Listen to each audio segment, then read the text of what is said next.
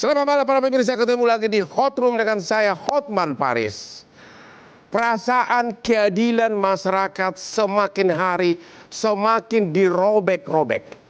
Baru-baru ini Pengadilan Negeri Surabaya membebaskan Ronald Tanur pada atas tuduhan penganiayaan yang menimbulkan kematian, padahal di tubuh korban, saya lihat sendiri dari fotonya, terdapat lindasan ban dari mobil dari si pelaku.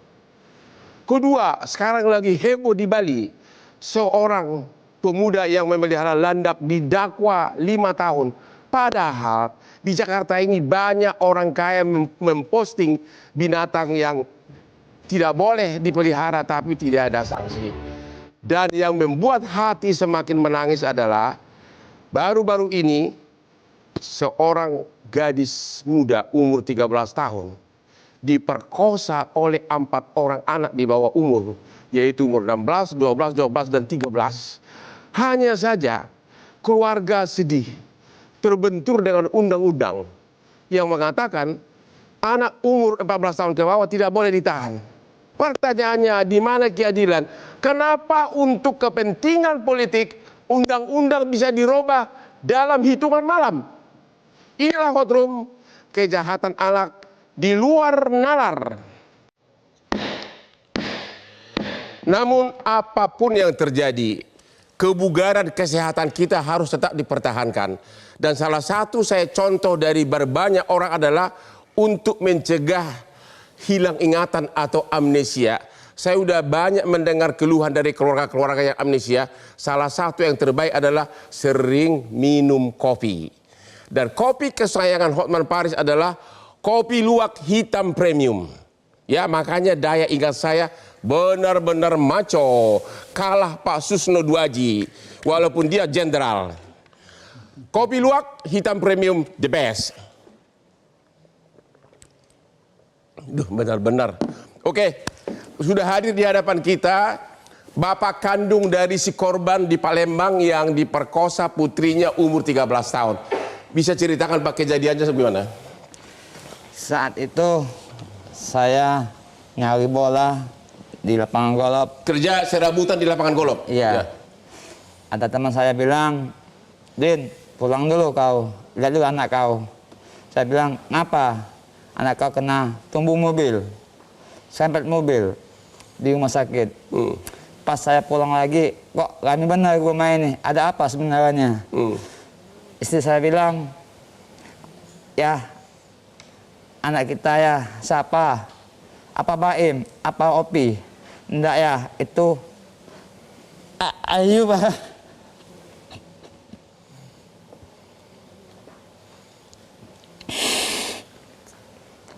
Anak satu-satulah, gadis satu. Saya sayangin, saya jagain.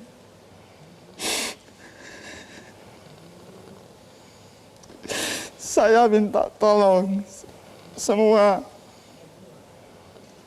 tolong Udin, semua bapak-bapak, tolong bantu Udin seadil-adilnya hukum ini. Karena terasa hilang benar anak aku. Jadi bapak menemui anak pertama kali sudah meninggal, sudah di rumah sakit atau di mana? Di rumah sakit, Pak. Sudah meninggal. Iya. Waktu meninggal disebutkan karena apa? Kena tumbuhan.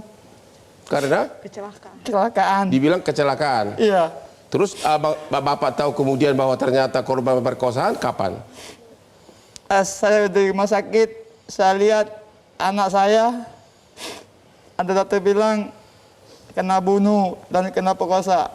Begitu. Yang Iya. bilang itu siapa? Itu dokter. Ya. Oke, kita tanya dulu kepada tante, kakak beliau, tante dari keluarga korban. Kejadiannya bagaimana, Bu, yang ibu dengar? Apa katanya diperkosa bolak-balik atau gimana? Atau dibunuh dulu atau gimana?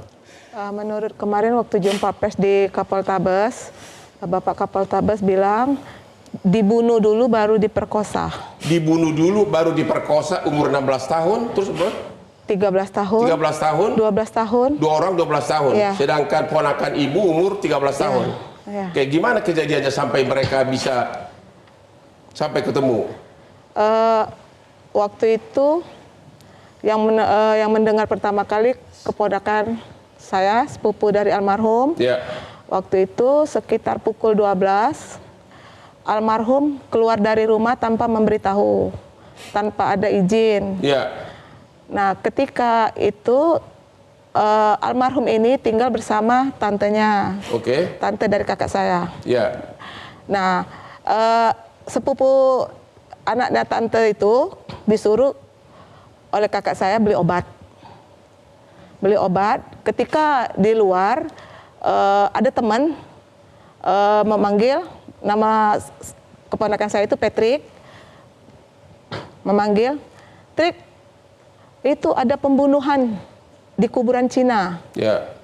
Lalu keponakan saya bilang, siapa? Lihat dululah, cewek. Ya. Ketika itu keponakan saya seperti sudah Ada perasaan gitu? sudah Ya. ada perasaan. Pakai baju apa? Pakai baju bola. Baju bola. Nah, baju bola itu dipakai semalam sebelum kejadian, mungkin juga belum mandi keponakan saya itu. Ya. Karena memakai baju itu. Lalu keponakan saya pergi ke TKP. Tapi begitu di sana kan sudah dipasang garis polisi. Ya. Jadi nggak bisa lihat dari dekat. Jadi katanya bermula gimana prosesnya? Yang mereka katanya ada nonton apa dulu atau Iya, gimana? kalau kita nggak tahu, Bang. Kita kan tahunya dari Belakangan ibu jadi dengar apa? dari kepolisian itu kami mendengar, kalau Ya. langsung nggak tahu. Ya apa katanya? Katanya korban sempat menonton kalau di Palembang itu kuda lumping. Kuda lumping. Ya, sempat menonton kuda lumping. Terus? Di sana ada teman korban, teman Ya. keponakan saya. Mereka inilah yang mengenalkan korban kepada pelaku. Ya. Sesampai menonton di sana, temannya korban bilang kepada korban, tuh ada si pelaku yang pertama tadi. Lalu mereka sempat ngobrol, lalu mereka pergi. Nah, dari situ mereka pergi ke kuburan Cina. Soalnya kami nggak tahu cerita. Ya cerita polisi kata dibunuh dulu atau bagaimana? Diperkosa dulu. Diperkosa? Dibunuh dulu. Dibunuh dulu. Kemudian? Diperkosa. Katanya diperkosa 2 kali oleh orang yang 4 orang pelaku. Iya, di tempat yang berbeda. Di tempat yang berbeda. Iya. Ada benar diperkosa muka belakang dalam arti. Iya. Oh. Sangat keji. Sudah meninggal, diperkosa dari bagian depan, kemudian diperkosa dari bagian sensitif belakang gitu. Iya. Begitu. Iya. Dan terakhir ada yang kenal pelaku nggak? Nggak, kita nggak kenal. Bukan dari satu kampung. Bukan. Bukan ya? Bukan. Terus sekarang pelaku semua itu udah gimana? Ada yang ditahan, yang umur 16 tahun ditahan? Waktu itu saya mendengar ditahan. Ya. Jadi kata Kapoltabes untuk satu pelaku ini ditahan. Ya. Untuk tiganya untuk sementara direhab. Direhab. Selama 2 minggu waktu itu dia ngomong. Itu perkembangan terakhir. Iya. Waduh, gimana nih Pak Abdul Fikar sebagai ahli hukum? Apa memang pantas yang melakukan keji seperti itu hanya 1 dihukum, ditahan, 3 lagi direhab? Bagaimana undang-undangnya? Ya, secara sosiologis memang kita merasakan ketidakadilan. Ya. Apa yang terjadi dari kejadian ini yang kemudian juga dilakukan oleh penegak hukum. Tetapi penegak hukum juga bukan berarti tidak didasarkan pada aturan, undang-undang. Undang-undangnya gimana? Nah, undang-undangnya anak yang di bawah umur 14 tahun gitu ya, itu belum bisa dikenakan tahanan, penahanan gitu ya. Jadi sampai kapanpun nggak bisa. Sepanjang undang-undangnya belum dirubah, tidak bisa. Undang-undang politik bisa dirubah dalam semalam loh Pak. Terus? Nah ini nanti Pak DPR nanti akan menjawab ya. Jadi menurut sistem peradilan anak berdasarkan Undang-Undang Nomor 11 Tahun 2012 itu hanya anak yang di atas 14 tahun yang bisa dilakukan upaya paksa, baik penahanan. Itu kata undang-undang. Itu kata undang-undang. Dan itu nggak bisa diterobos oleh hakim, sama polisi, nggak boleh. Ya nyatanya polisinya nggak berani, gitu ya. Dan itu karena memang tidak ada dasar hukumnya, gitu. Ya. Kalaupun, tetapi saya kira meskipun tidak ditahan, ya polisi punya kewajiban tetap memonitor anak-anak itu. Tapi enak benar memonitor, direhab, dia di sana minum susu, tenang-tenang, sementara minta maaf pun tidak datang katanya kepada keluarga korban. Nah, saya kira itulah itu yang menimbulkan jutaan masyarakat protes. Ya, saya kira ada banyak teman-teman penasihat hukum juga di daerah itu ya. Saya kira bisa membantu orang tua korban gitu, untuk mengartikulasikan. Jadi dari segi hukum, ya, Bapak mengatakan memang hukumnya tertulis begitu. Begitu. Ya. Jadi meskipun secara yuridis itu tepat, tidak adil, tepat gitu ya, tetapi sebenarnya tidak adil gitu. Ya, secara sosiologis itu Pak tidak ada DPR, keadilan. bagaimana nih rakyat yang Bapak wakili? Sebentar lagi para DPR akan mendapat uang pensiun seumur hidup. Bagaimana nih? Tidak adil. Sementara undang-undang politik bisa kalian robah dalam semalam. Ya, tentu pertama kita sangat prihatin dan menyatakan tindakan tersebut merupakan tindakan yang biadab ya. Bahwa kekerasan, apalagi ini adalah kekerasan seksual yang menyebabkan kematian dan dilakukan secara keji, dilakukan oleh anak di bawah umur ya. Dan pelakunya juga anak di bawah umur. Tentu ini ada yang salah ya dengan sistem pengajaran, pendidikan, pengasuhan yang diberikan kepada pelaku kekerasan tersebut gitu. Nah, terkait dengan bagaimana hukum kita, kebetulan kan kita sesungguhnya sudah ada undang-undang tentang perlindungan anak, undang-undang peradilan anak, undang-undang tentang penghapusan kekerasan seksual ya, atau tindak pidana kekerasan seksual yang secara tegas memang memberikan satu sanksi yang tegas juga. Hanya saja kan kita ya kasus seperti yang dialami oleh anak di bawah usia 14 tahun yang melakukan tindakan kekerasan seksual sampai terjadi pemerkosaan dan pembunuhan, tentu saya kira kita harus menempatkan kan ini merupakan satu kasus. Tapi sama aja tidak ada sanksi kalau sanksi pasti ke bawah sanksinya sanksi tetap harus dikembalikan ke rumah, bobo sama orang tuanya, kalau sanksi, atau direhab, misalnya minum susu Indomilik. Kalau sanksi tentu harus dikembalikan kepada sistem peradilan anak ya. Tetapi dalam proses kejadian ya, bahwa memperlakukan terhadap anak juga kita harus betul-betul juga memperhatikan aspek. Karena saya yakin bahwa anak melakukan tindakan tersebut mereka juga tidak berdiri sendiri. Ada satu yang salah gitulah. Seperti yang saya katakan dari awal tadi bahwa ini ada sesuatu yang salah juga yang dilakukan oleh pola pengasuhan anak, pola pembinaan anak. Yang salah DPR, Pak, tidak merubah undang-undang. Ya. Karena definisi kedewasaan itu sudah berubah. Sekarang umur 10 tahun udah dewasa. Udah nonton film porno. Setuju. Setuju Bang Hotman. Yang salah DPR tidak peka terhadap masyarakat. Kita kan sebetulnya juga ya ada undang-undang tentang penghapusan kekerasan seksual. Ya. Ya. Penghapusan atau tindak pidana kekerasan seksual tersebut kan sebetulnya adalah sebagai langkah kita untuk bagaimana tindakan-tindakan kekerasan seksual seperti ini juga bisa diantisipasi dan diatasi gitulah. Jadi menurut Bapak undang-undang ini sudah sesuai dengan zamannya atau tidak?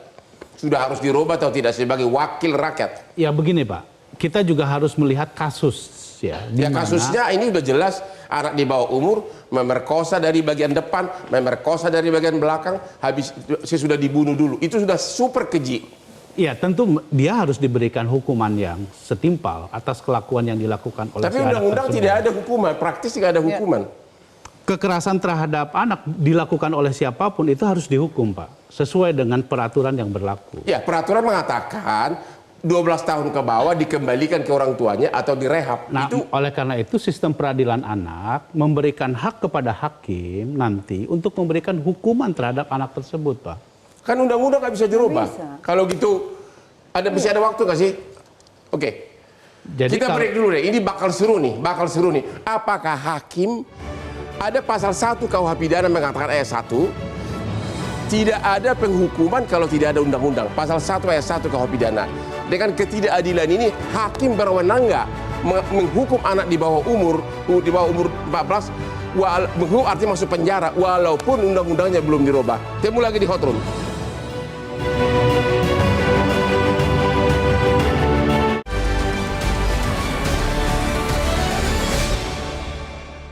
Dipersembahkan oleh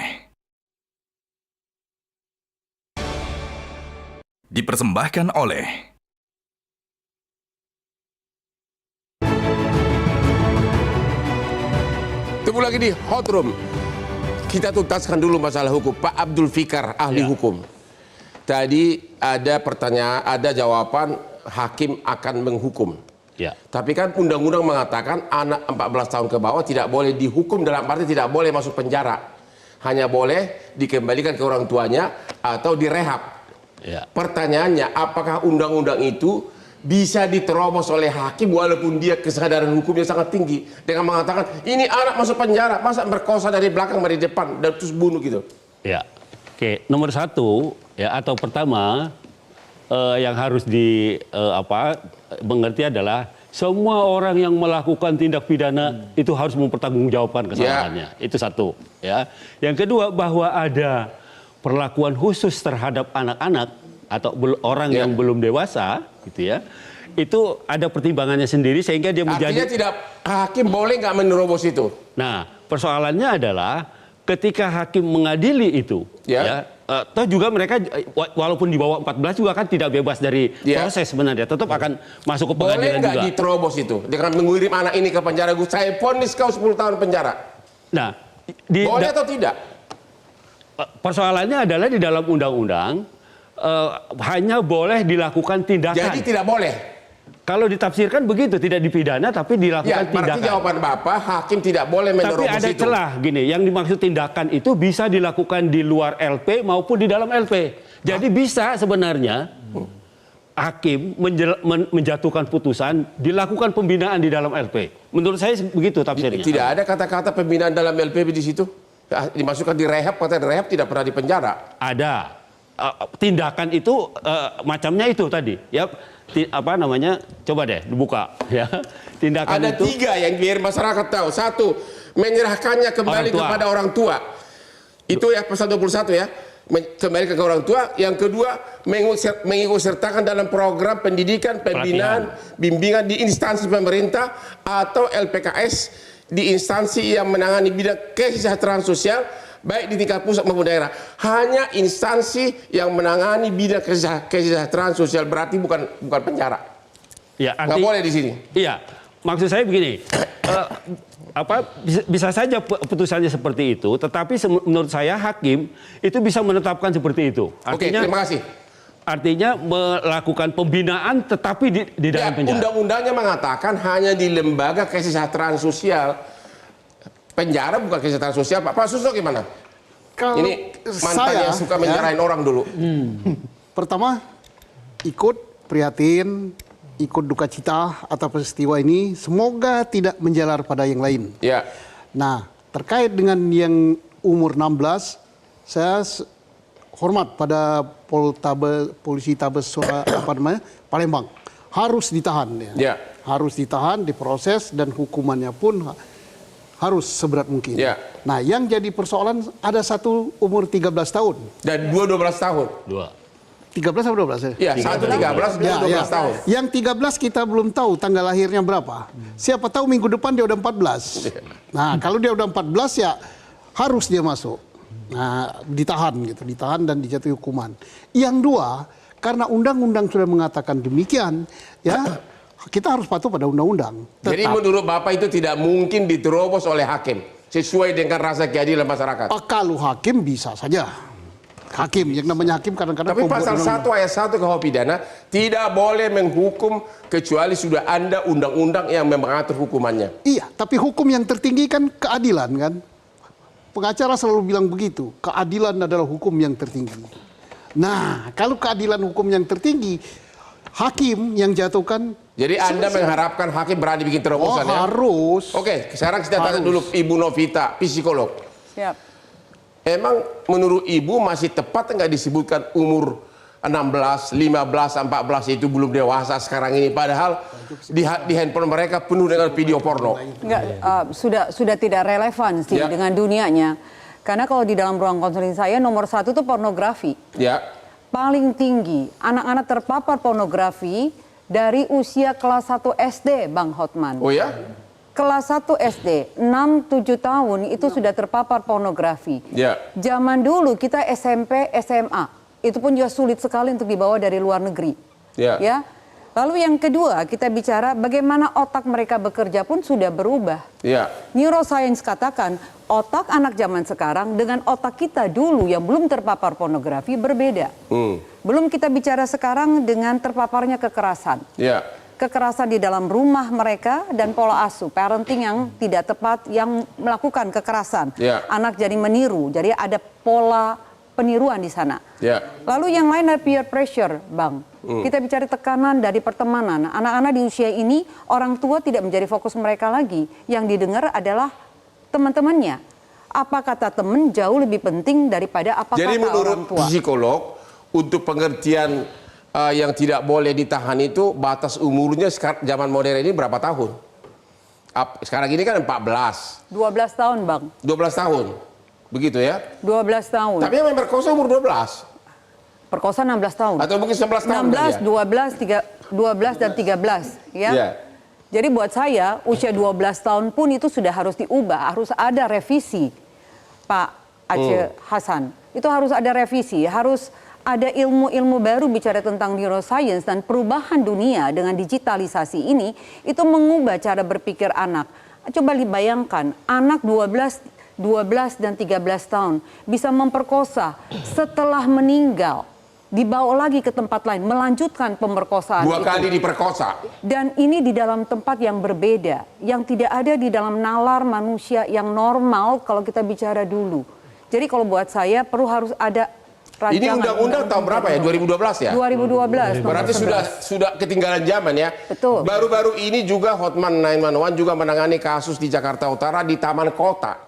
Di Taman Kota juga umur 13 diperkosa oleh anak juga di bawah umur 14. Satu pun nggak ada yang ditahan karena undang-undang ini. Itu di Taman Kota Jakarta Utara. Ya, benar-benar keji sekali. Jadi undang-undang ini Pak DPR gimana? Ini DPR udah mau berakhir lagi masa jabatan, gimana nih Pak? Ya, saya setuju ya bahwa setiap regulasi termasuk di dalamnya undang-undang juga harus melakukan adaptasi terhadap berbagai perubahan, terutama perkembangan dalam konteks ini adalah perkembangan psikologi manusia ya. Tentu berangkat dari kasus seperti ini ya, kan pada awalnya kita kenapa menempatkan kasus anak tersebut konteksnya pembinaan itu karena anak-anak melakukan tindakan termasuk di dalamnya tindakan pidana, tentu pendekatannya juga harus pendekatan terhadap anak gitu ya. Bukan pendekatan memperlakukan seperti orang dewasa. Sebab kalau anak-anak mereka apa yang dalam istilah anak dalam berhadapan dengan hukum, tentu pendekatannya harus berbeda dengan anak. Pak, usia agar untuk jabatan politik bisa dirubah dalam hitungan malam. Kenapa untuk masyarakat nggak bisa dirubah hitungan malam? Gini, usia umur agar bisa politik. Kita kan dalam konteks kasus pidana tentu kita tidak bisa mengeneralisir semua. Oke. Ya. Itulah pendapat anggota DPR kita. Sekarang saya mau tanya dulu tante dari keluarga korban. Apa perasaan ibu setelah mengetahui para pelaku tidak ditahan, 3 orang, bahkan keluarganya pun tidak ada yang datang minta maaf? Silakan. Dan apa himbauan ibu? Kami sangat kecewa. Kami sekeluarga besar sangat kecewa. Kami menginginkan keempat pelaku itu dihukum seadil-adilnya. Karena ini kasus pembunuhan dan pemerkosaan yang sangat keji. Di luar akal sehat kita, anak di bawah umur bisa melakukan perbuatan sekeji itu. Himbauan kami kepada pemerintah, seluruh kepemerintahan, kami mohon tegakkan keadilan bagi kami. Ini kami merasa sangat tidak adil. Keponakan kami diperkosa, dibunuh dengan secara keji. Kami mohon kepada bapak-bapak semua, bantu kami. Itu yang hanya saya bisa ungkapkan. Apakah keluarga korban dari 4 keluarga ini sudah mendatangi bapak dari korban? Tidak ada sama sekali itikat baik bagi orang tua keempat pelaku. Tidak ada. Tidak ada kata bela sungkawa. Tidak ada keprihatinan kepada keluarga kami. Seolah mereka menutup mata. Seolah anak mereka itu benar. Di sini kami sebagai keluarga sangat kecewa, sangat hancur. Karena nyawa mungkin buat mainan bagi mereka. Kami mohon kepada seluruh aparat pemerintahan, tolong bantu keluarga kami. Tuntaskan. Beri kami keadilan. Bagaimana perasaan bapak kandung dari almarhum nih, yang dari keluarga pelaku pun tidak ada yang mendatangi, entah apa kayak gitu loh. Gimana Pak? Nggak bisa bilang lagi saya, Pak. Gimana Pak? Nggak bisa bilang lagi. Nggak bisa bilang apa-apa lagi? Iya, saya minta tolong semua Bapak pejabat, tolong hukum dia seberat-beratnya. Bapak pejabat tolong dia hukum seberat-beratnya. Terus apa himbauan ibu? Undang-undang yang mengatakan tidak boleh dipenjara anak di bawah 14 tahun, gimana himbauan ibu? Himbauan saya itu tidak adil bagi kami, Pak. Ya. Karena apa, Pak? Jika undang-undang itu terus berlaku, mungkin anak-anak di bawah umur ini akan disalahgunakan oleh orang-orang dewasa untuk melakukan kejahatan. Ya. Dengan cara melakukan pernyataan di bawah umur. Bahkan anak di bawah umur pun sudah berperilaku melebihi orang dewasa. Iya, itu. Gitu ya. Iya. Oke, kita istirahat dulu. Hati sangat pedih hanya karena undang-undang pelaku kejahatan bebas begitu saja. Ketemu lagi di Hot Room.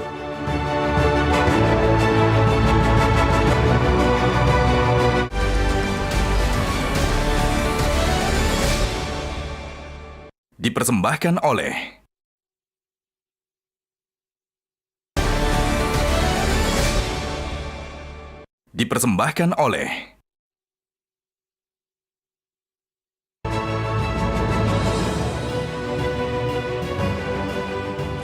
Ketemu lagi di Hot Room dengan topik sudah sangat keji, kelakuan banyak anak di bawah umur yang kejadian di Palembang, di mana umur 13 diperkosa oleh 4 orang. Namun demikian, hari ini walaupun saya sangat sedih, badan terasa linu, saya tidak lupa kopi luwak hitam premium kesukaan Hotman, sehingga saya mungkin tidak akan kena penyakit lupa ingatan atau amnesia. Kopi adalah obat mutakhirnya. Aman di lambung, itu kuncinya. Oke, jadi coba Bapak uraikan dulu. Ya.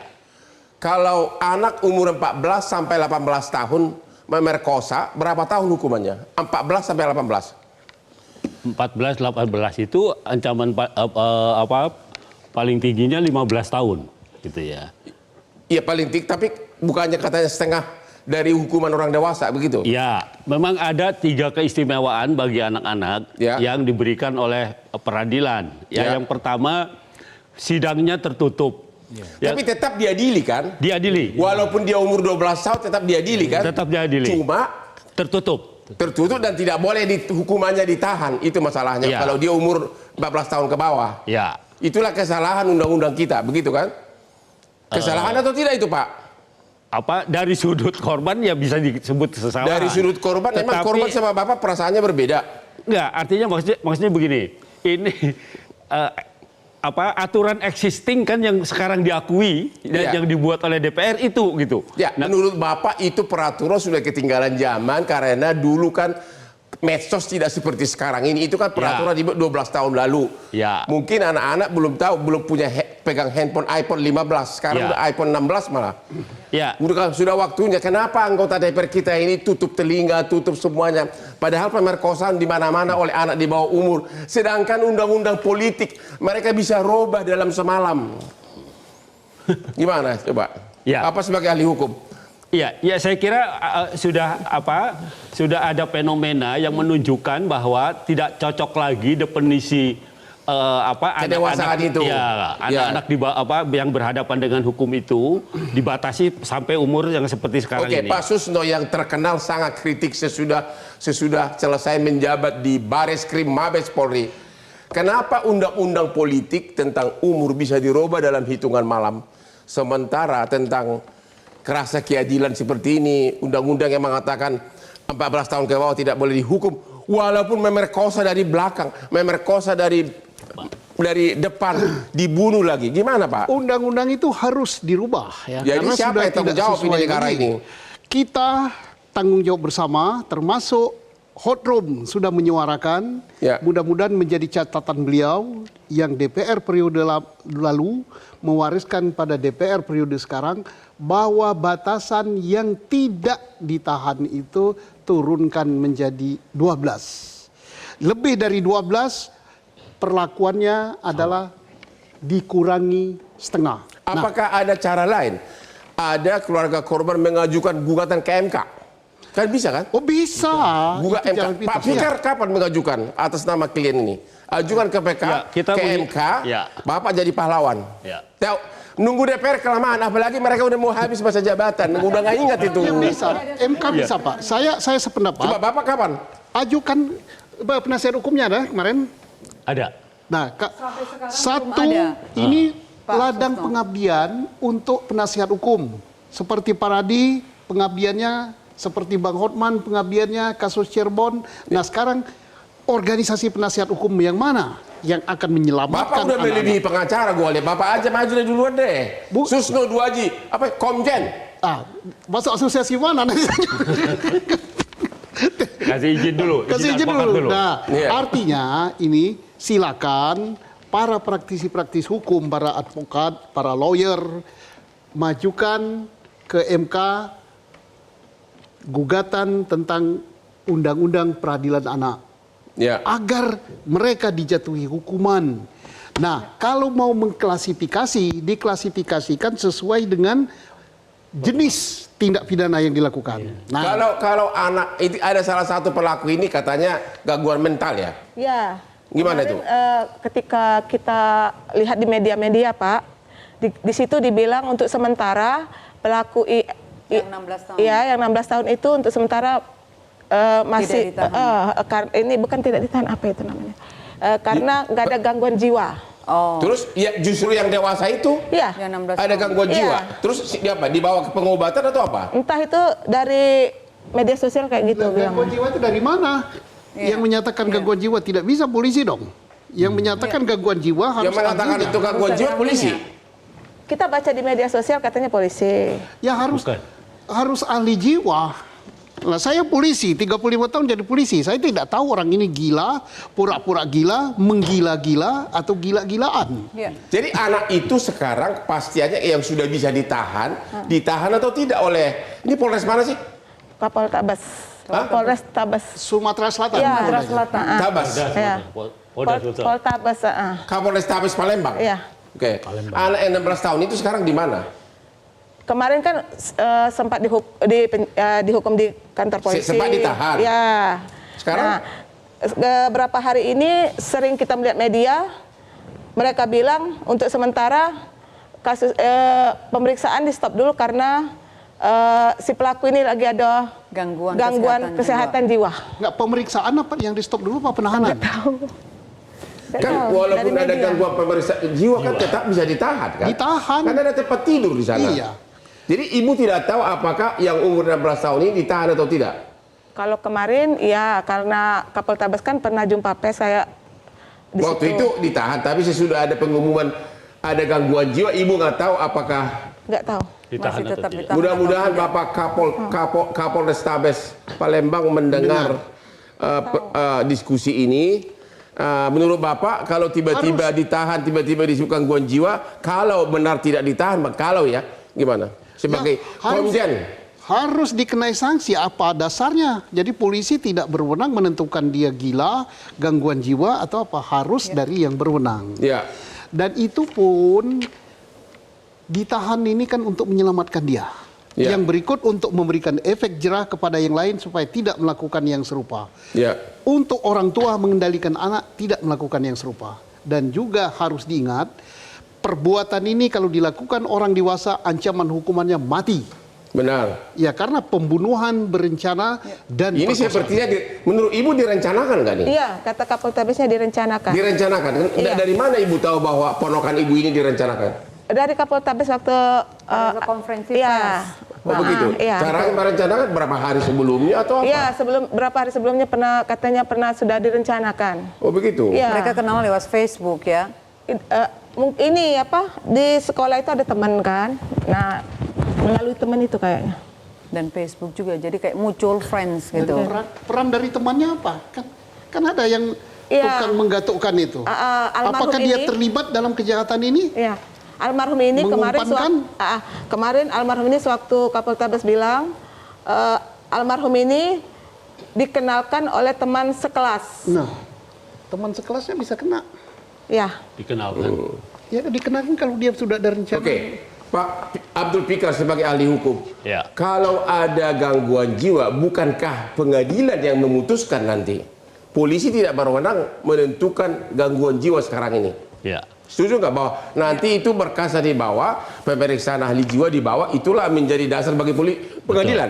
Ya, karena polisi itu tugasnya atau fungsinya atau kewenangannya hanya penyelidik dan menyidik, ya. Ya. Jadi sepenuhnya kewenangan menentukan apakah seorang ini sakit jiwa dan harus ditahan di luar atau ditahan di dalam atau ditahan di rumah sakit jiwa dan sebagainya itu ada pada kewenangan Oke, kepolisian. jadi kami karena masyarakat pengadilan. memohon keterbukaan dari Bapak Kapoltabes Palembang, apakah anak yang umur 16 tahun itu ditahan atau tidak sekarang ini? Temu lagi di Hot Room.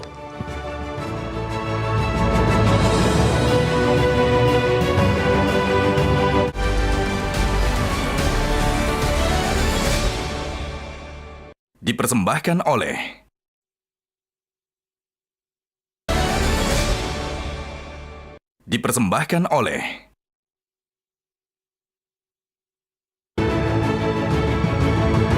Temu lagi di Hot Room. Kasus pemerkosaan remaja muda umur 13 tahun di Palembang dilakukan oleh satu umur 16, satu 13, dan 2 orang umur 12. Apa himbauan kesimpulan Bapak yang terakhir ada? Tolong 1 menit ucapkan dari Bapak korban. Tolong semua bantu Odin, tolong tegakkan hukum ini seberat-beratnya. Ngelakuin anak aku gitu. Terima kasih Pak. Dari tante korban? Kami berharap jangan ada lagi tindak kriminal. Cukup anak kami. Jadi kami mohon kepada pemerintah untuk melakukan yang terbaik. Karena ini kasus pembunuhan dan pemerkosaan. Jangan karena usia di bawah umur, hukuman tidak dijalankan. Kami tidak rela jika ketiga di bawah umur ini untuk direhab. Kami mohon bantuan kepada semua bapak-bapak.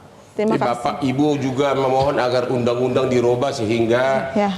anak umur 14 ke bawah tidak begitu saja direhab Ya, begitu. ya. Itu himbauan Ibu. Iya. Oke. Psikolog apa himbauanmu?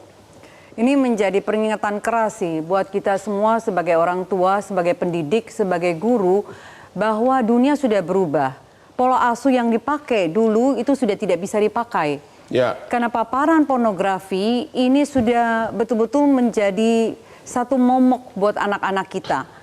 Kalau kita lalai dan kita biarkan anak-anak ini tanpa pengawasan, tanpa pengontrolan dengan menggunakan gadget ini, dia akan menggantikan tugas kita sebagai orang tua. Nah, ini salah satu kekerasan, perkosaan, dan pembunuhan yang terjadi. Lalu yang kedua, mohon untuk DPR, undang-undang untuk sistem peradilan anak nomor 11 nomor 2012 itu sudah harus direvisi. Agar Dunia berubah, cara berpikir berubah, perbuatan yang terjadi dengan anak-anak sekarang sudah tidak bisa dianggap enteng. 14 tahun diturunkan menjadi 12 tahun. 14 tahun diturunkan menjadi 12 tahun agar bisa ditahan. Pak DPR gimana kesimpulannya? Ya, saya kira sebagai masukan, saya kira sangat baik ya, dan saya kira patut dipertimbangkan menjadi salah satu materi dari revisi terhadap sistem peradilan anak dari jenis tindak pidana yang dilakukan oleh anak tersebut. Tapi ada pertanyaan, do you care itu istilahnya? Oh ya, tentu kita sangat peduli sekali. Kan sebetulnya dari aspek hukumnya itu kan sebetulnya memang harus terus mengalami proses perubahan. Kita sendiri terhadap undang-undang tindakan pidana kekerasan seksual itu kan sebetulnya undang-undang yang baru. Karena kami... Jadi Bapak setuju undang-undang harus dirubah juga? Dengan melihat kasus seperti ini... Dan sudah sering kejadian? Seharusnya memang dirubah tergantung dari pidananya. Kapan Anda mengajukan undang-undang ke MK? Bapak kan udah melebihi pengacara sekarang. Wah, saya akan himbau pengacara-pengacara yang dekat dengan saya bahwa ini ada ladang pengabdian dunia dan akhirat. Ya, untuk menyelamatkan, mengurangi dosa-dosa kita di akhirat. Iya, untuk menyelamatkan anak manusia yang tak berdosa, jangan sampai menular. Artinya kalaupun DPR lupa tugasnya, minimum ada 1-2 pengacara yang masih ingat surga, begitu? Iya, ingat surga ya. Kemudian jalan tercepat MK, kemudian jalan yang lebih berikut karena kita banyak yang perlu dirubah undang-undang itu adalah lewat lembaga kita yaitu DPR. Antara lain batasnya saya setuju 12. Dan 12 ke bawah bukan berarti tidak boleh ditahan, tapi diselamatkan dengan diberi pembinaan di tempat tertentu. Soalnya kalau dibina oleh orang tua, hasil pembinaan orang tuanya yaitu jadi anak nakal seperti itu. Betul. Nah, Pak Fikar, gimana? Saran dari Bapak sebagai ahli hukum, apakah Bapak menjadi pionir untuk menggugat di MK undang-undang ini dirubah agar jangan ada lagi isak tangis dari orang tua seperti ini? Ya, saya dukung Pak Susno kalau soal perubahan ke MK itu ya. Tapi begini, peristiwa ini di satu sisi buat kita sebuah musibah yang besar, tetapi ada blessingnya kalau menurut saya. Blessingnya adalah kita menggali lagi pengertian-pengertian yang sudah tidak up to date, yang sudah tidak relevan gitu. Umpamanya soal anak-anak yang berhadapan dengan hukum, pengertian itu juga harus diulang, terutama kuantitas. Tapi siapa yang peduli? Ya tentu saja Pak DPR kan akhirnya kita menyerahkan pada pemerintah dan DPR ya, karena DPR yang akan datang. Saya percaya kasus ini mengetuk semua pintu masyarakat gitu ya, untuk ada satu perubahan di mana ujungnya adalah kita menuntut keadilan gitu. Ya, di mana meskipun itu anak-anak gitu ya, tetapi juga harus ada hukum yang bisa mengadili mereka, yang bisa memberi pelajaran kepada mereka supaya anak-anak yang lain tidak melakukan itu gitu. Betul, nah, ini saya yakin kalau ini terjadi dengan bapak anak dari bapak-bapak pejabat, nggak mungkin kasus ini tidak akan ditangkapi dengan serius. Ini karena kebetulan adalah seorang buruh serabutan yang ngangkat bola golf gitu ya, dikali-kali. Jadi mungkin dengan adanya Bang Hotman, terima kasih sekali sehingga orang kecil-kecil seperti ini mendapat perhatian di mata pemerintah. Terima kasih Bang Hotman. Aduh, aku nggak bisa ngomong apa-apa lagi nih. Iya. Hah? Gimana Pak Susno? Dengan Hotrom inilah corong kepada seluruh bangsa. Yang mudah-mudahan menggugah DPR, menggugah para advokat, menggugah pada orang tua untuk lebih mengawasi anaknya. Dan langsung apa yang kita bicarakan di Hotrom inilah suara rakyat yang nantinya apa yang harus dirubah daripada undang-undang itu supaya keadilan tegak. Terima kasih Hotrom. Oke, sebagai kesimpulan adalah agar masyarakat jangan salah pengertian. Undang-undang perlindungan anak jelas mengatur bahwa pelaku tindak pidana anak yang bisa ditahan itu hanya umur 14 tahun ke bawah. Kalau umurnya 14 sampai 18 tahun dia bisa di 14 tahun. Yang bisa ditahan itu 14 tahun ke atas. 14 tahun ke bawah tidak boleh ditahan. Hanya bisa direhab atau dikembalikan kepada orang tua. Itulah yang menimbulkan ketidakadilan karena undang-undang itu dibuat tahun 2012. Sedangkan dengan medsos sekarang anak udah cepat dewasa. Jadi ada usulan agar para aktivis segera menggugat undang-undang ini ke MK agar bisa dirubah seperti merubah undang-undang politik begitu cepat. Yang kedua, agar para anggota DPR kita yang masih ada masa jabatan 1,5 bulan lagi untuk membuka pintu surga agar memberikan waktu untuk merubah undang-undang ini sebagai balas budi terhadap rakyat kepada keluarga korban, kami turut berduka cita. Ya, Bapak ini hanya bekerja sebagai tukang pengumpul bola golf serabutan, tidak berdaya apa-apa. Demikianlah akhir dari diskusi kita malam ini. Jangan lupa menonton Hot Room setiap hari Rabu hanya di Metro TV setiap jam 9 malam. Silakan Pak Zira.